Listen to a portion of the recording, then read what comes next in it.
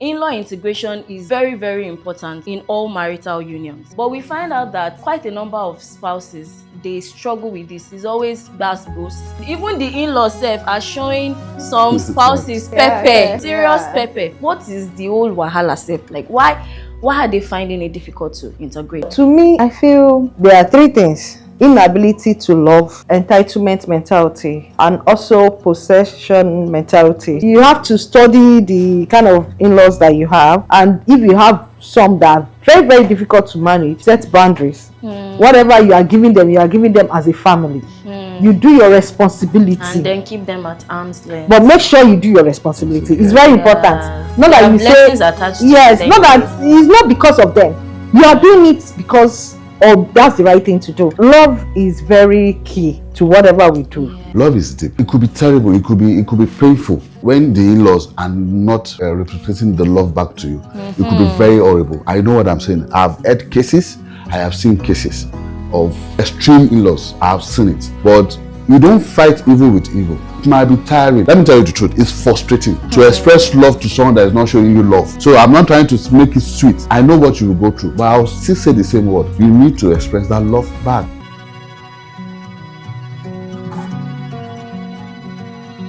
Hi, welcome to the Young Married and Thriving community. My name is Ifeoluwa Adeyemi and I am so excited to welcome you to season 3. Whoop, whoop, whoop, whoop, whoop.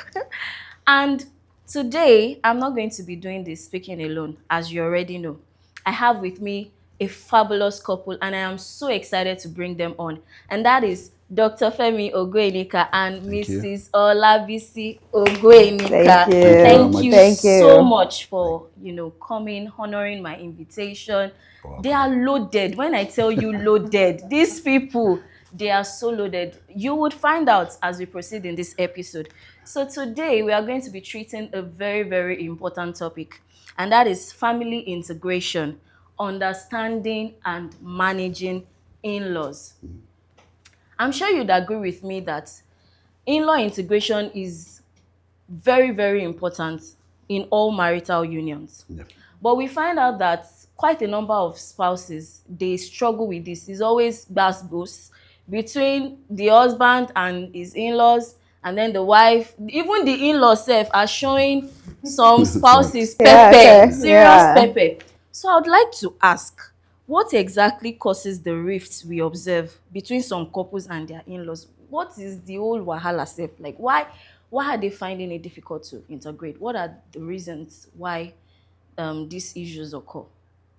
So anyone can open the floor. Go first. Okay. All right. First, most times, if you want to be fair, it has to do with the wife and the mother-in-law. Yeah, though we have some situation whereby it has to do with the husband and the in-law, but it's very slim. We hardly have that in this part of our world. But most times we have it with the wife and the mother-in-law. So to me, I feel there are three things: inability to love. The second one has to do with entitlement mentality. And also possession mentality. Yeah. Okay. When I say inability to love, okay, I'm talking from the point of, let's say, okay, when you have a wife, as a mother-in-law, most times it doesn't have to do with the father-in-law. It's always mother-in-law most of the time. Are you trying to say now we women get wahala? Now in fact, I'm already projecting in my head that I don't want to be that kind of woman. Yeah. I have three boys. I have all boys. So I'm always praying against it that I don't want to find myself in that kind of space when I grow up, when my children eventually get married. Do you understand? So most times what I meant by inability to love is very key to whatever we do. Like accepting that this is my daughter now. This is my mother now. So most times you find out that some wives, it has to do with their background, where they are coming from. It has to do from their home.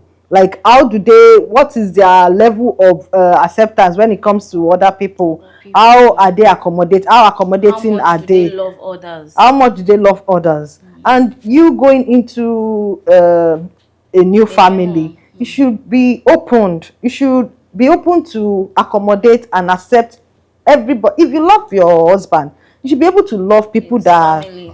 associated with it. And likewise, it goes with mother-in-law. When you are bringing in a new, just accept that you are bringing in a new daughter into your home. The same way you will treat your daughter, or you want your daughter to be To be treated, is the treated. way you should treat the. So I believe, and when I said possession, entitlement mentality, you know, most mother-in-laws, they believe this is my son, and that this has to do mostly with mother-in-laws that if you find out that they are widows, their husbands are no more, so they believe everything, all my attention, I have to get it from my children.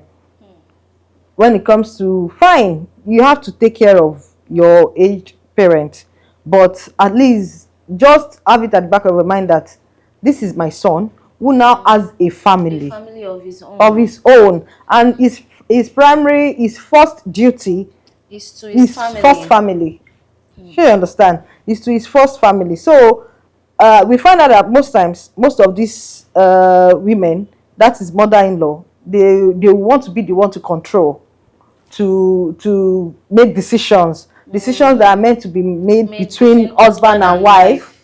as to how you raise your kids, as to what goes on in your home. Some, as it's so bad that some will even want to control how you eat, how you manage the affairs of the home in terms of what goes into your pot and all sort of, and which shouldn't be. So I believe these are the three things that are causing the Issues. issues. Okay, Dr. Femi, what would you like to? I Yeah, would like you to just contribute to to that. yes, just to contribute to what she has said. Basically, we found out that in this climb of where we find ourselves, it's something that happens within the women folks. It's always the women that's having. It's always the case of mother-in-laws. You hardly hear of father-in-laws, but we've also seen cases where father-in-laws will Yes, want to so impose that yeah. dominancy. That this In is what I fact, want my son to do. recently we had a case where the father-in-law insisted that it is his own church that should name Yeah. their child, and so many cases like that where, so I don't think it's just No, gender based, it's although not gender it's based, peculiar to but women, but we have 80% goes to the women. Why we can only attribute 20% to the men folks that does this. It's not so something that is women, we very. need to do better. It's not something that. But as my wife has said, even coming from where I'm coming from my own personal background, I feel above all is love.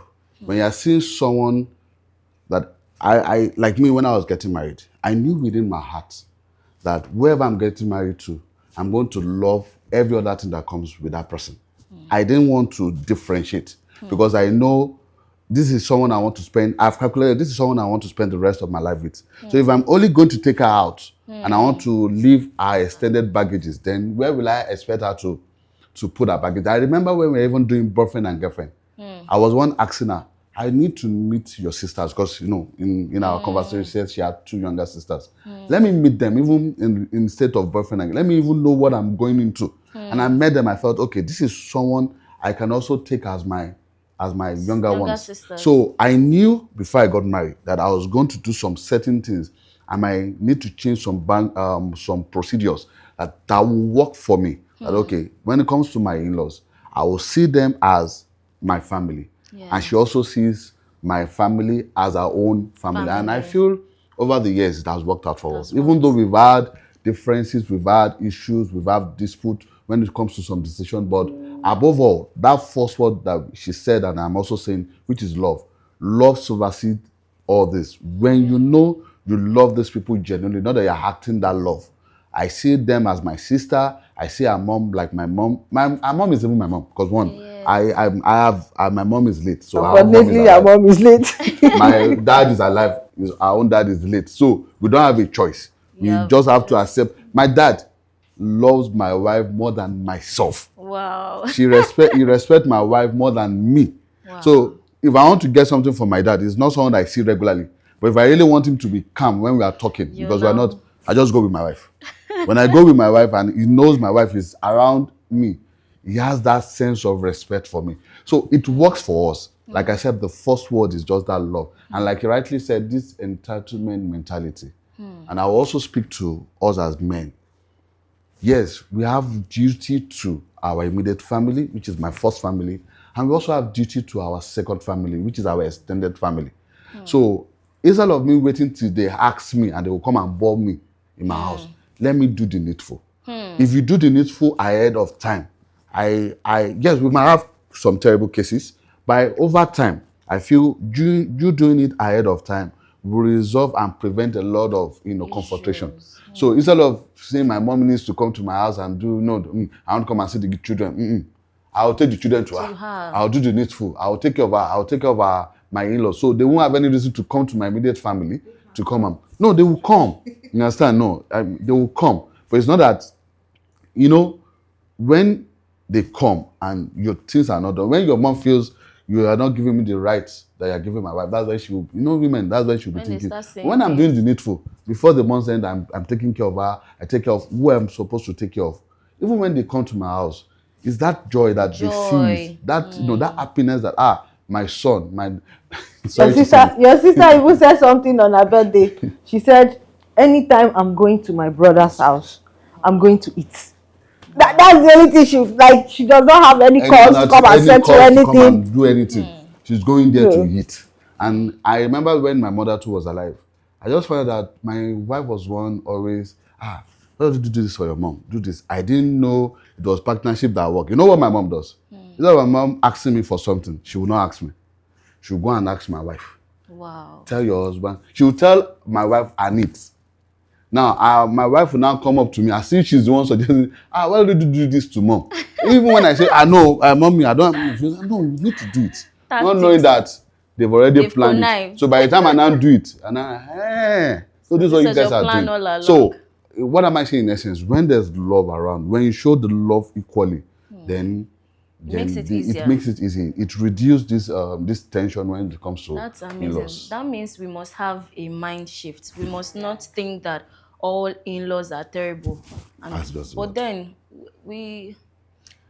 there are difficult in-laws. There are. No doubt. There are, in fact, I've heard people say so many things, terrible things. They don't see eye to eye with their in-laws. In cases like that, now for people that actually have terrible in-laws, how can boundaries be established and managed in order to prevent this conflict?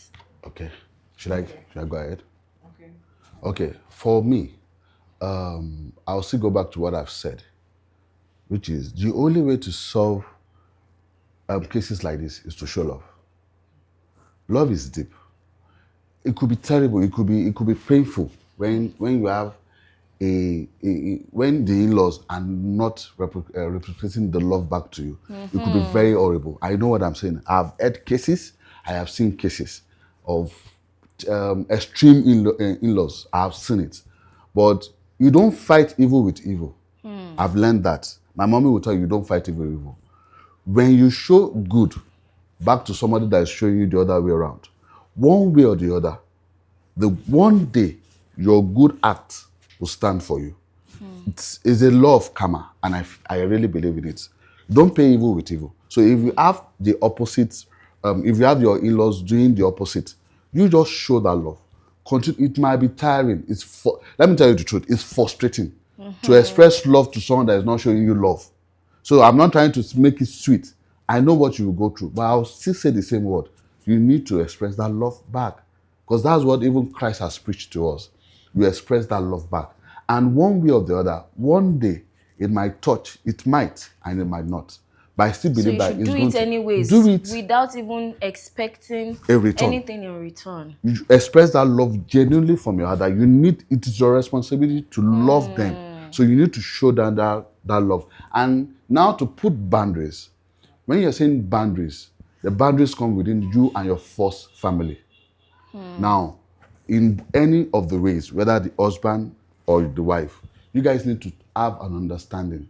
The first thing that comes to you is your communication. You guys need to communicate this to each other and understand very well. Like now, let me give a scenario.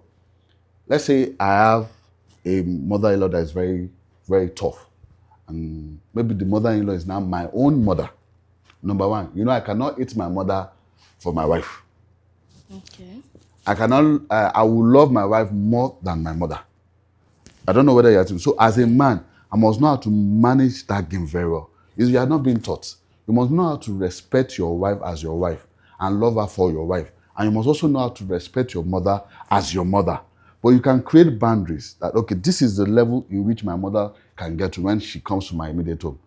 And sometimes my mom will tell me something that when she grows, she will not interfere in our Affairs. affairs. Reason being that she also left her own parents to stay with her dad.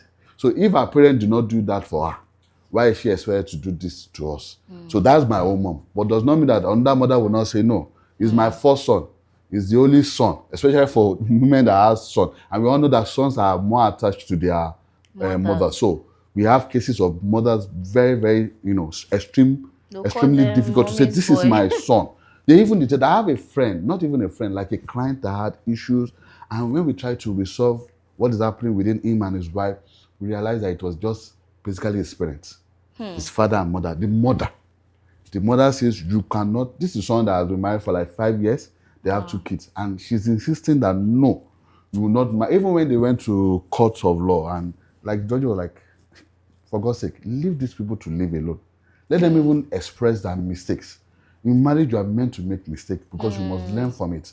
Don't assume that. No, there's nothing called assumption. Let them go through that process. It's part of marriage. That's why it's called marriage. It's a journey. It's part of marriage. So don't intake that this is, because it works for you this way, does not mean it's going to work that way for Yes, your no children. two marriages are No, the no, same. none are the same. So they try to, but they realize that the influence the mom had over that boy, because that boy is his first son. No, the only son, the first son, and the only son. And I felt like, wow, I never knew parents could be this dominating. And most time I gist my wife about it, dominating that this is what I want. And that guy could not create that boundary. Wow. The last conversation I had with him, I just faced him one-on-one. I said, you're a man, I'm a man. I must tell you the truth.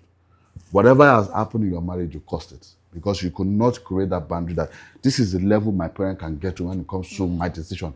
This is, I am now married, therefore a man shall leave his parent. They didn't say leave or take decision from your parent. They said leave your parent, click to your wife. So that means that your wife she has taken over the role of your parents. Your parents are there to guide and direct. Yes, we all respect that. But it's a new journey that both of you have to, experience together. So I feel it's a communication thing that both spouses must talk together to create that boundary, because boundaries are not the same.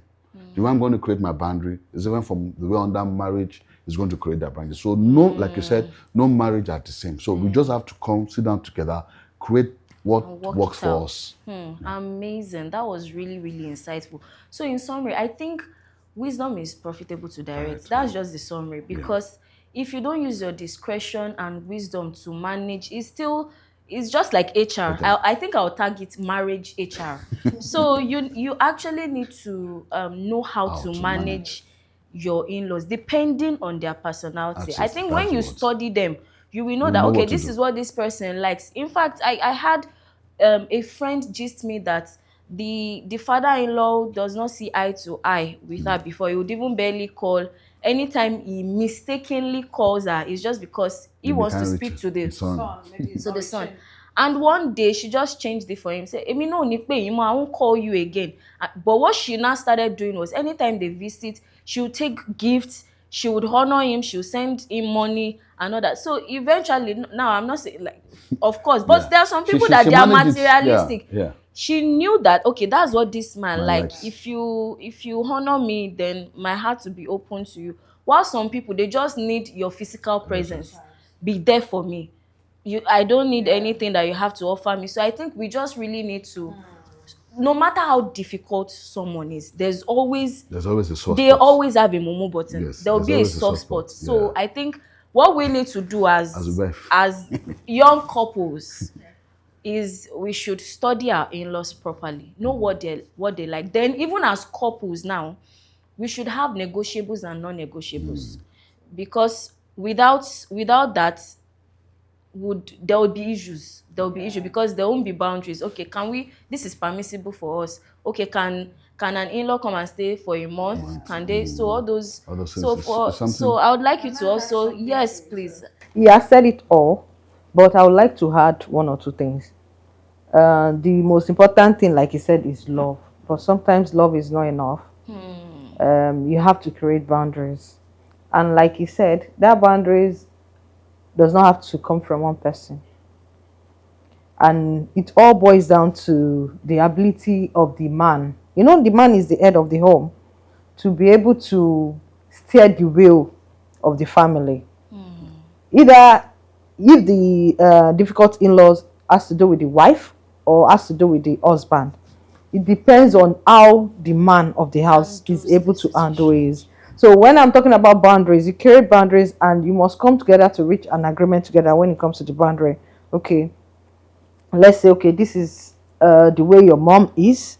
Okay, this is what we'll do for her. Whatever decision, when you have difficult in-laws, you have to make decisions together as to what you do for them.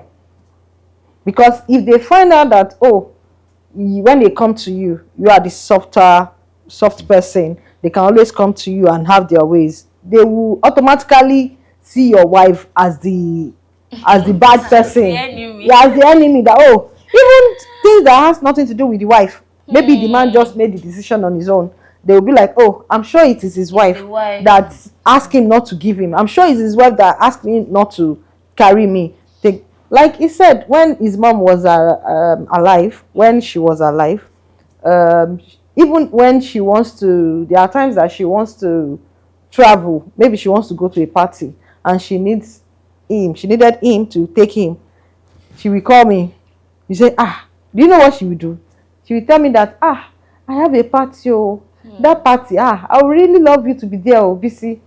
Because she knows that there is no way I will be at that party. And my husband will not bring me. So instead of her saying, oh, tell your husband to come and carry me, say, ah, let's go to this party together now. Please, that way, you won't have choice than to take both of us. And also, you said something the other time.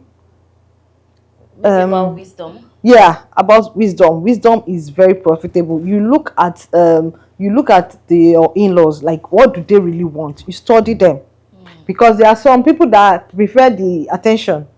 Like my mother-in-law, when she was around, she would tell me, when I go to visit her, she would tell me, oh, don't do anything, oh, don't. She prefers me to sit down. I can't even press my phone because she prefers that conversation. She just wanted me to speak to her, talk. Like, she will keep telling me, oh, BC, Otutun phone. I say, okay. But because I know, I've been able to study her, the fact that she's telling me to communicate with her or speak to her doesn't mean she's forcing it down my throat. But I've been able to say, oh, this woman, she wants to be, she needs that companion, she needed that companion. So she prefers me not to do anything. She has somebody that will do it for her. She say, don't do anything, just sit down and have conversation with me. So you have to study the kind of in-laws that you have, and if you have some that are very, very difficult to manage, you set boundaries. Whatever you are giving them as a family. You do your responsibility And then keep them at arm's length. but make sure you do your responsibility. It's very important. Not There that are you blessings say attached to yes, it not anyway. that it's not because of them. You are doing it because that's the right thing to do. That is your responsibility as a daughter-in-law. Like, oh, these are what I needed to do for my mother-in-law, for my father-in-law. I needed to take care of them and make sure they are comfortable. With times they will come around when they tell people that, oh, this girl, they say, okay, does it mean this person does not have any good things that she does? Does she take care of you? Yes. Does she do this? Yes. So in every other way, you are justified. Yeah. So just do the right thing. It's very important. Do the right thing. Your responsibility to them as a daughter-in-law. Make sure you do it irrespective of the kind of person, the kind of personality you are dealing with. So can I also say Yes, something? please. Like I said, the couples is a collective work.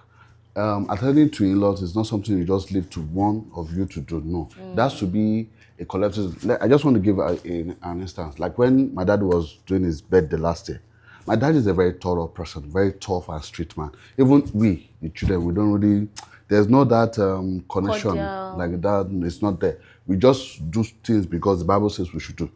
And, so when we were doing his birthday, she wasn't around to come for the birthday. But I knew that my dad is a very tall person. He's a very rich man. But this kind of person that I believe that my in-laws my daughter-in-laws must do something. I knew within myself that this man he will ask you. And if you say you do not do anything, the way is going to change it for you. Not that he needs it, but he just wants to stand together. How can you be coming to visit your father-in-law and you didn't do the needful? I knew with him, and I know what my dad wants. If you buy him gift and all this, he will not use it. But if you give him cash, the cash is always handy for him to do things. So within myself, I already planned that, okay, I'm going in with cash. So by the time we got in and it was secret, the first thing he asked my wife is, what did you bring? Kilo more for me. When my wife was still trying to, he has changed it already. My wife was like, calm down. I just drop it for him. Tell him that this is what, that you don't know what to buy for him, but you brought in cash. Immediately my wife just said, I brought cash for you. He said, how much? Basic Fumilo. Started calling everybody. Oh, hey, you offer me Fumilo. I did not know. Because I knew that that's the kind of person he is. I didn't leave it to. And you covered. I covered that. I didn't leave it to her to say, let her face his marriage. That's a lesson, right? Yeah. There. So you know your parents better than her. So you were able to and help the funny her. case, he did not even tell me. For everybody, my dad called. He called them. If it was possible for him to call God himself, he would have done. For everybody, he didn't even mention me again. But like, Bisi brought this for her. He has been, for people that went days after, I'm still spending the money my daughter-in-law brought for me. So I knew that people that went there too, they're in trouble, because if you do not take anything at that point in time, but I realized one thing, that's why I'm saying it's a collective thing. I will not leave her to, when I know that this is where my family is, or she knows she has covered me.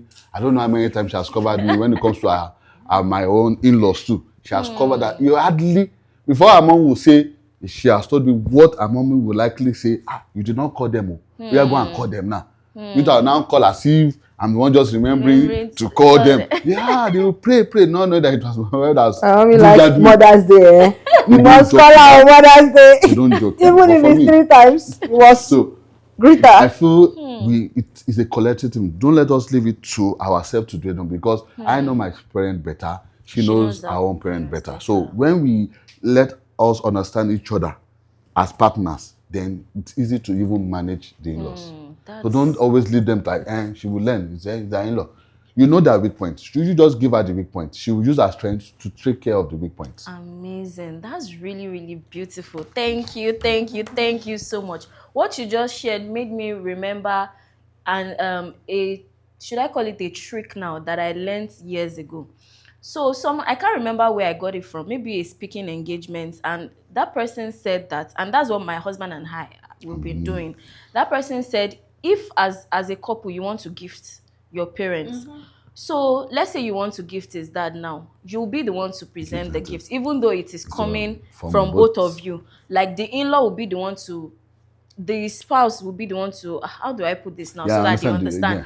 But the other party is who would present the gift to their in-laws, so that they gain more honor, since you are the new person in the family. So that they gain more honor, they gain more love, and they know that, okay, my daughter-in-law or my son-in-law is taking care of me, even though it's from both of you. In fact, you can even say it's from both of us, but you would be the one to present the gift. And it really works, because they feel, wow, my daughter-in-law honored me, my son-in-law honored me, and it really helps resolve potential issues. Yes, so Yoruba people will say "Mowa foniwa." So once you already know how your in-laws are, it's best to just do what they like. Just give them what they want. But at the same time, if they prove to be too difficult, that is the time to apply wisdom. Still with a heart of God, and you just put boundaries in place. If you know that whenever they come to your house, they are always causing problems. In fact, the husband and wife will not start fighting, because one thing about women is that if the husband's mom is causing trouble, the wife will transfer aggression to the husband. Same thing with the husband. Our family. I forgot to state that point. As a mother-in-law, if you truly love your son, the best gift you can give to that son is to love his wife. Do you know why? If you want your son to have peace at home, the best thing you can do is to love the wife, because that peace will transcend. If you love the wife, the wife will give the husband peace at home, Yeah. and indirectly you'll be able to function very well as your son. That's when you'll be able to function very well in I office. can relate, And oh, so I can relate because I am a sports wife. In fact, if you are watching this, my darling mother-in-law, thank you for loving me, because I would say I'm one of the lucky few, and I really can relate because anytime that woman shows me love and care, I just automatically Yeah. transfer it to my Mm-hmm. husband, because I know that your mother cannot be pampering me like this and I Yeah, would be not. wicked to you or not take care of you or not do And the that's what. needful. That's And it. sincerely, so even as we are still young, we don't have daughter-in-laws yet. It's a lesson for us that we must invest, we must accept them if we want our own children to enjoy peace in their marriage, because Yeah. that's the way love works, really. Yeah. It will just keep flowing. And I pray God will help all of us in Jesus' name. Amen. Amen. So we have officially come to the end of the episode, and I really want to appreciate you. Thank you so Once much. again, Thank Dr. you. Femi, I want to Thank you appreciate for you. having Mrs. us. We Ogbenika, God appreciate Yeah. it. bless you. This was a Amen. really short but key episode. We Thank you so celebrate much. you dearly. Thank you Thank you so so much much. We for appreciate sharing. it.